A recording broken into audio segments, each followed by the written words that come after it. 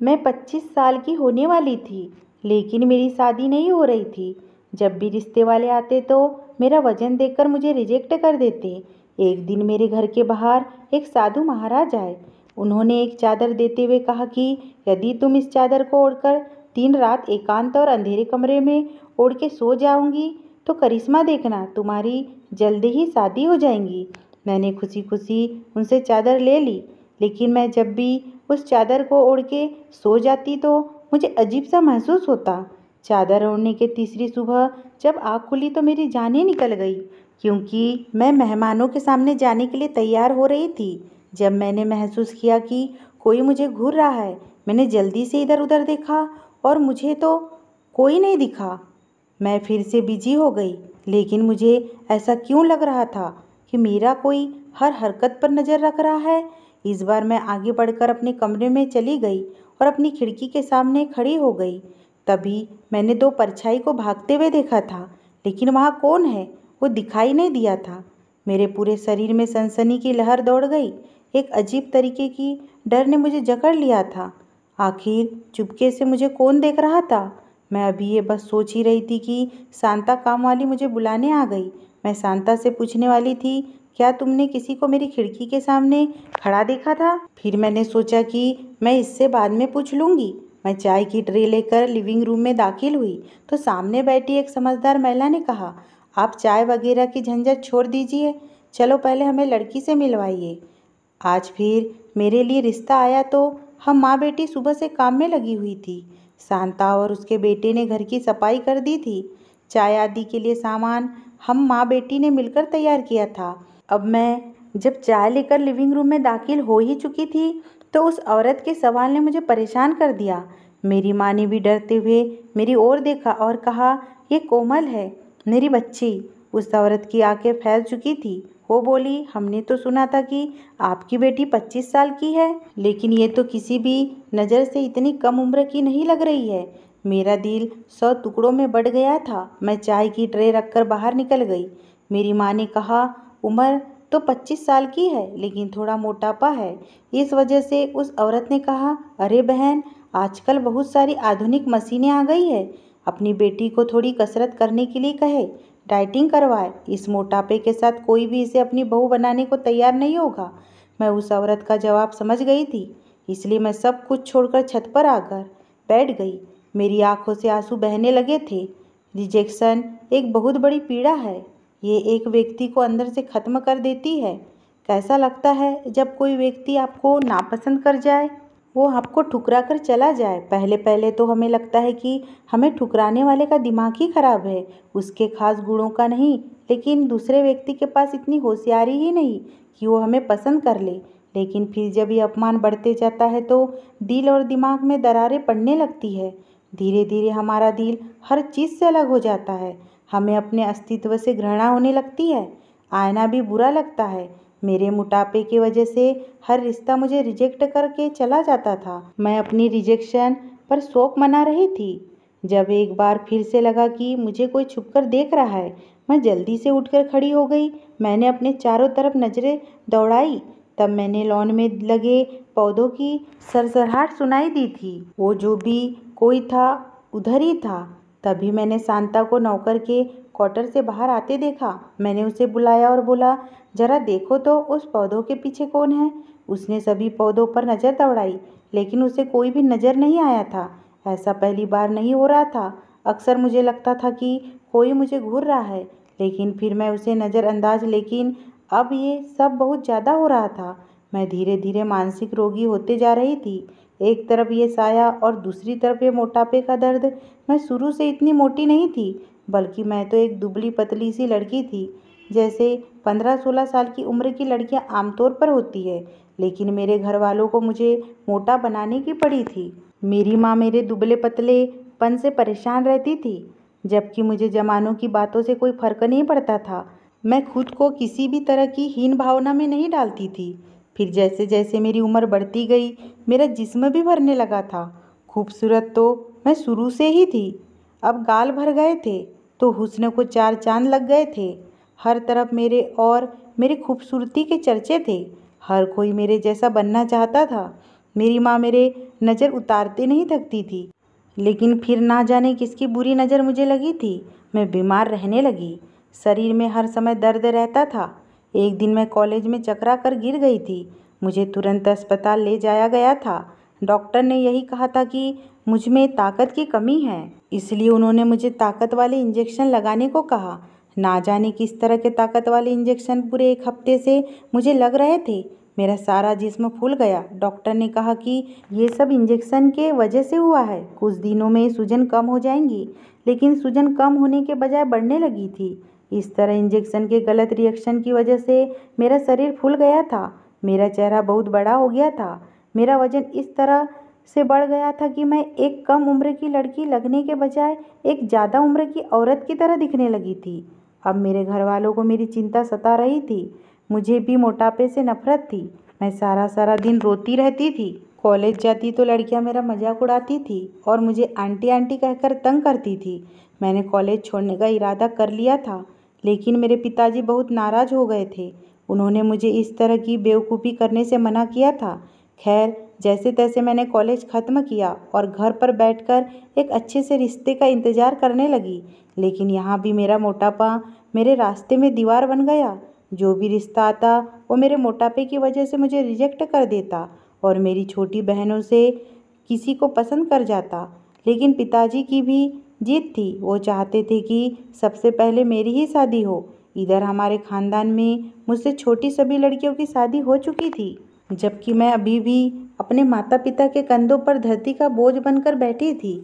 लेकिन मैं कर भी क्या सकती थी। मेरे हाथ में रोने के सिवा कुछ भी नहीं था। शाम हो चुकी थी। सभी पंछी अपने घोंसलों में लौट चुके थे। मैं लॉन में आकर चहल कदमी करने लगी। तभी हमारे गेट पर दस्तक हुई और एक आवाज़ आई, कोई है जो भगवान के नाम पर मेरी मदद करे, उसके दिल की हर इच्छा पूरी हो जाएंगी। मुझे साधु बाबा की आवाज़ सुनाई दी। मैं तेज़ी से गेट की ओर बढ़ी थी।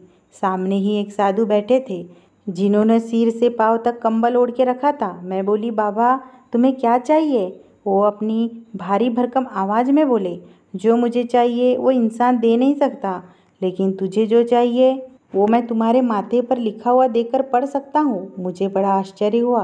मैंने चुनौती दी और कहा, तो फिर बताओ मुझे क्या चाहिए? उस साधु बाबा ने अपने बगल में पड़ी चादर उठाकर मुझे देते हुए बोला, इस चादर को एक तन्हा और अंधेरे कमरे में सिर्फ 3 रातों के लिए ओढ़कर सो जाऊंगी, तो करिश्मा देखना, तुम्हारी शादी जल्दी हो जाएगी। अब मैंने शादी की बात सुनी तो मैं चौंक गई। बेशक वो साधु बाबा कोई आम इंसान नहीं थे। उन्होंने मेरी परेशानी का एकदम सटीक कारण बताया था। मैंने झट से कांपते हुए हाथों के साथ उस चादर को पकड़ लिया। तभी मेरी माँ ने दरवाज़ा खोला। वो मुझे देखकर चौंक गई। वो बोली, तुम यहाँ खड़े होकर क्या कर रही हो? मैंने माँ से कहा, माँ बाबा जी ने मुझे चादर दी है। माँ जल्दी से गेट के पास चली गई और अपना सिर बाहर निकाल कर देखा तो वो महाराज उधर ही बैठे थे। उस साधु बाबा ने मुझे जाने का इशारा किया और कहा, ये चादर लेकर जाकर अपने कमरे में रख दो, पीछे मुड़कर मत देखना। मैंने अपने दोनों हाथों से उस चादर को पकड़ लिया और मैं अपने कमरे में दाखिल हो गई। थोड़ी देर बाद मेरी माँ मेरे कमरे में आ गई।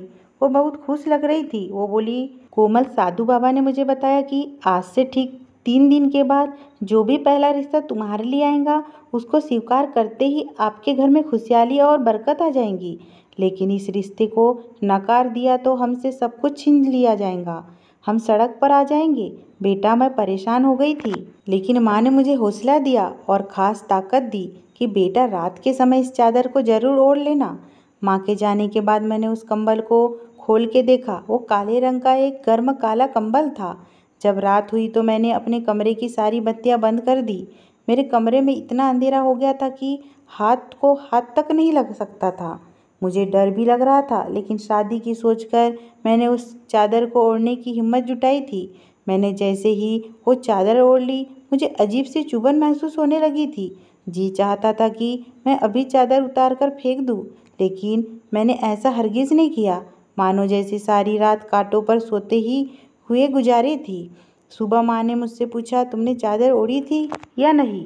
मैंने हाँ में सिर हिला दिया। मैं बहुत थकी हुई थी। फिर रात भर ठीक से नींद भी नहीं आई थी। मेरी छोटी बहन ने कहा, दीदी अब जाके ना आराम कर लो, मैं माँ को मदद करती हूँ। मैंने उसे धन्यवाद दिया और कमरे में जाकर लेट गई।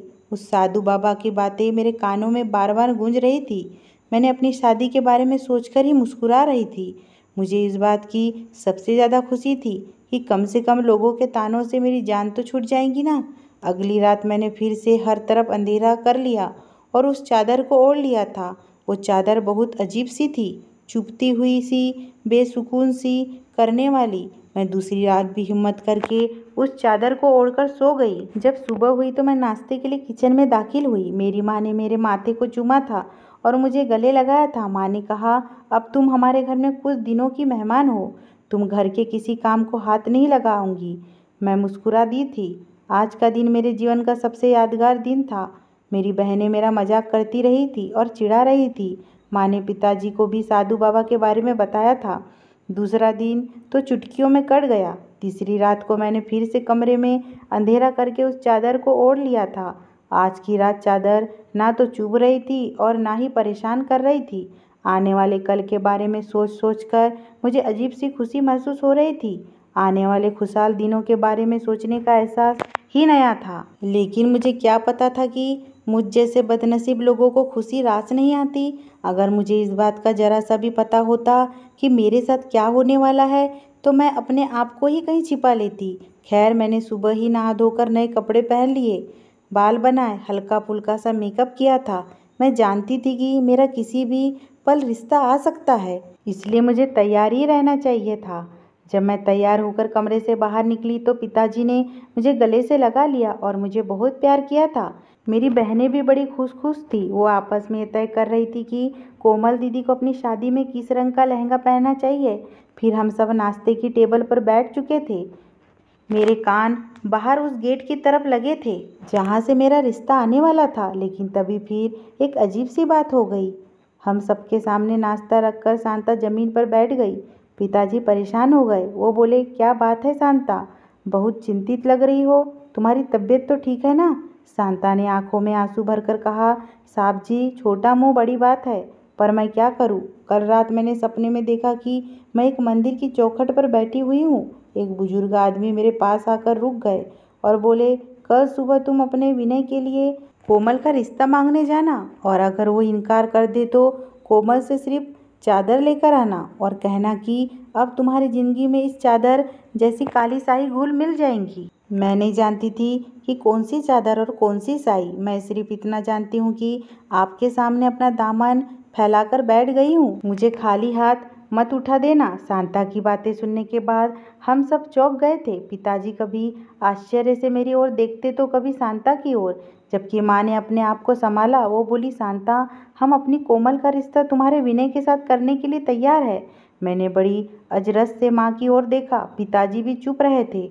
मैं अचानक उठी और अपने पैर पटकते हुए बेड पर मुंह के बल गिर पड़ी थी। विनय के साथ मेरा जोड़ ही क्या था? हमारी काम वाली विधवा शांता का बेटा, जो कि हमारे बाप का माली था, मेरी शादी उससे कैसी हो सकती है? मैंने माना कि बचपन में हम दोनों में काफ़ी गहरी दोस्ती थी। हम एक साथ खेलते थे, लेकिन बचपन को भी गुजरे हुए ज़माना बीत गया था। मैं ज़ोर ज़ोर से रोने लगी थी। तभी मुझे एहसास हुआ कि कोई मुझे घूर रहा है। मैं एकदम से चौंक गई। मैंने उठकर इधर उधर देखा तो वहाँ कोई नहीं था। मैंने अपने कमरे की खिड़की जोर से बंद कर दी। तभी एक बार फिर से मैं रोने में बिजी हो गई थी।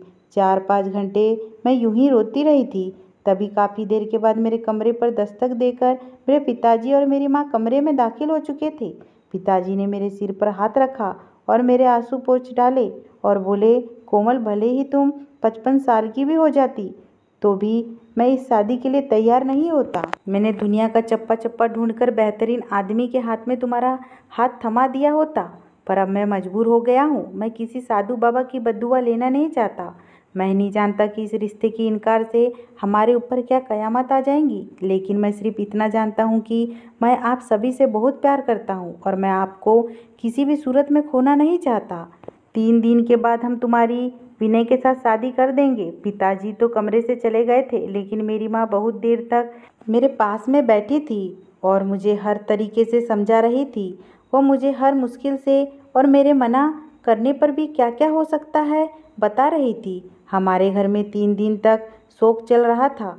मेरी बहनें मुझसे नज़रें मिलाने से बचती रही थी। मैंने भी अपने आप को अपने कमरे तक ही सीमित कर दिया था। 3 दिनों के बाद मेरी माँ ने मुझे लाल रंग का सूट थमा दिया और बोली, तैयार हो जाओ, पंडित जी आने वाले हैं। मेरे साथ कितनी ज्यादती की गई थी। लहंगा पहनने के अरमान दिल में ही रह गए थे। मैंने अपनी माँ के आदेश का पालन किया और तैयार होकर लाउंज में चली गई। मेरी शादी कर दी गई और मैं इस तरह अपना घर छोड़कर अपने ही घर के सर्वेंट के क्वार्टर रूम में आ गई थी।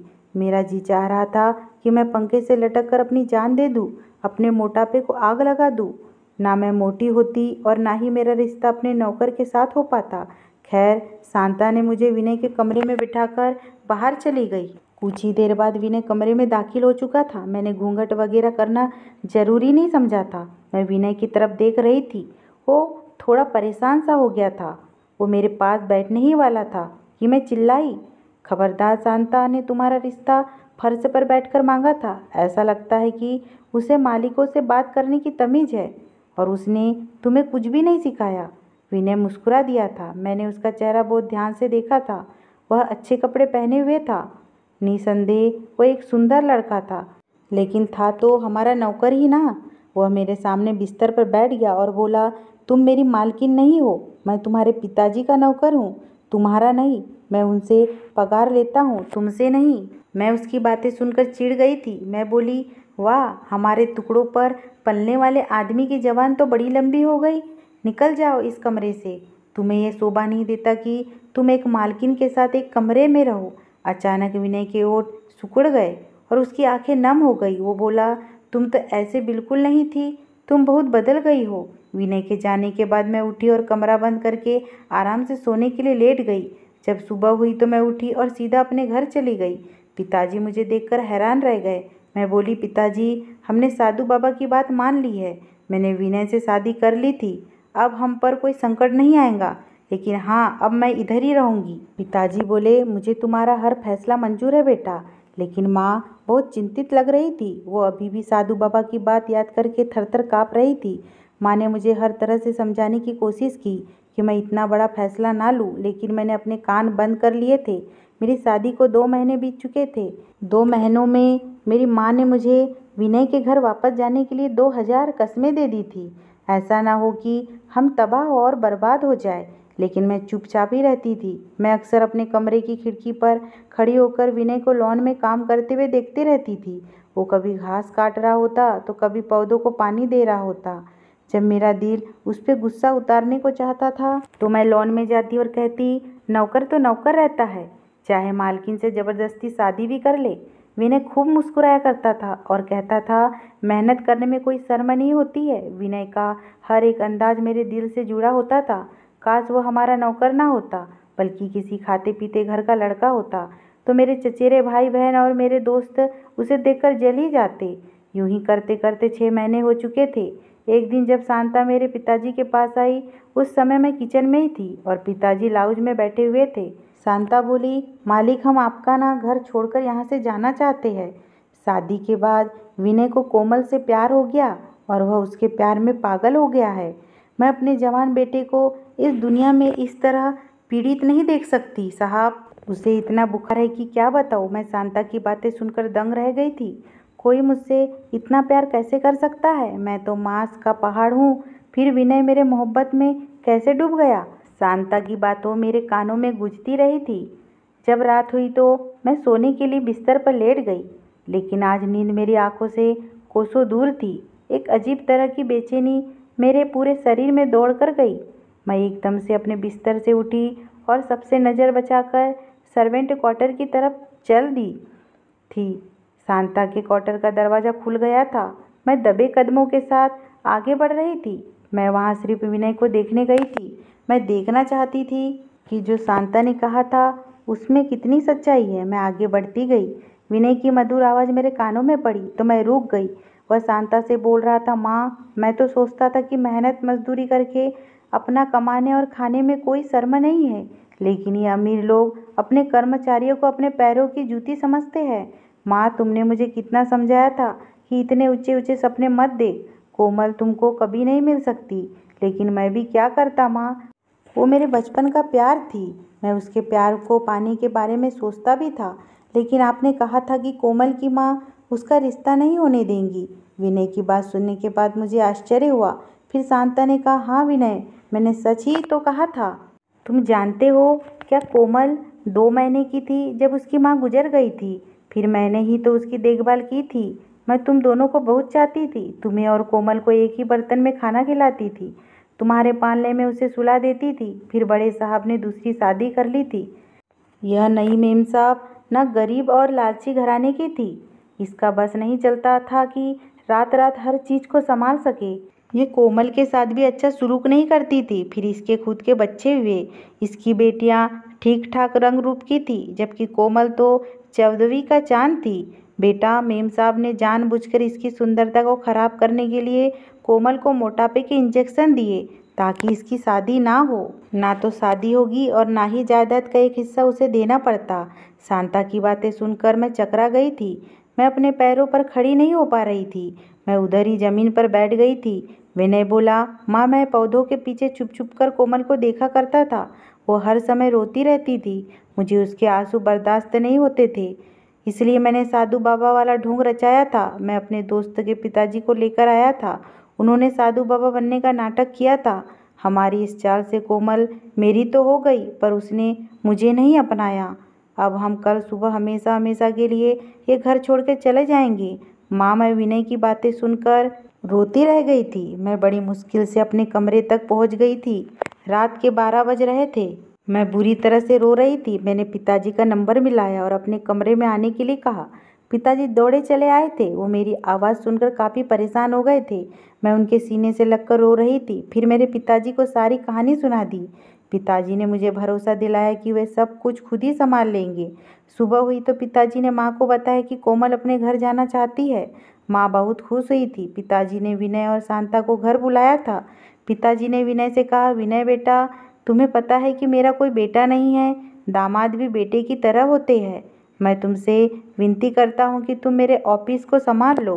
विनय हैरान था, जबकि मेरी माँ के चेहरे का तो रंग उड़ गया था। पिताजी ने ऑफिस के सारे कागजात विनय को ज़बरदस्ती सौंप दिए थे। पिताजी के ज़बरदस्ती प्लानिंग से माँ को एक जोरदार थप्पड़ लगा था। जिस जायदाद के लिए माँ ने मुझे जीवन भर घर से में बैठाकर रखने की योजना बनाई थी, पिताजी ने वही जायदाद मेरे पति को सौंप दी थी। अत्याचारी का बुरा अंजाम मुझे अंदर तक खा गया था। अगर ये स्टोरी पसंद आई हो दोस्तों, तो प्लीज़ मेरे चैनल को सब्सक्राइब करना ना भूलें।